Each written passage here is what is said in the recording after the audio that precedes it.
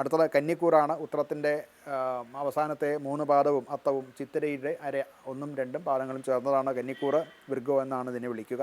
വളരെ ഫലപ്രദമായിട്ടുള്ള ഒരു കാലമാണ് ഈ ആഴ്ച ഇവർക്ക്.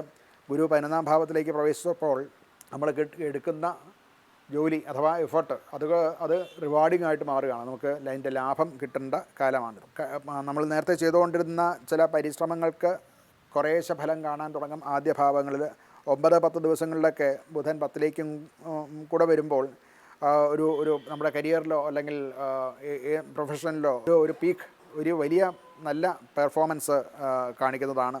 നമ്മുടെ പ്രവർത്തന മേഖല, പ്രത്യേകിച്ച് ബിസിനസ്സിലുമൊക്കെ ചില മീറ്റിങ്സ് കൊണ്ടൊക്കെ പ്രയോജനങ്ങളുണ്ടാവും. ഡിസിഷൻ മേക്കിങ്ങിലുമൊക്കെ കൊണ്ട് ഉണ്ടാവുന്ന അനുകൂലമായിട്ടുള്ള അവസ്ഥ അത് ഹയറപ്സ് അല്ലെങ്കിൽ മേലധികാരികൾ നമ്മളെ അപ്രീഷിയേറ്റ് ചെയ്യും. ഇതൊക്കെ അനുകൂലമായിട്ടുള്ള ഘടകങ്ങളാണ്.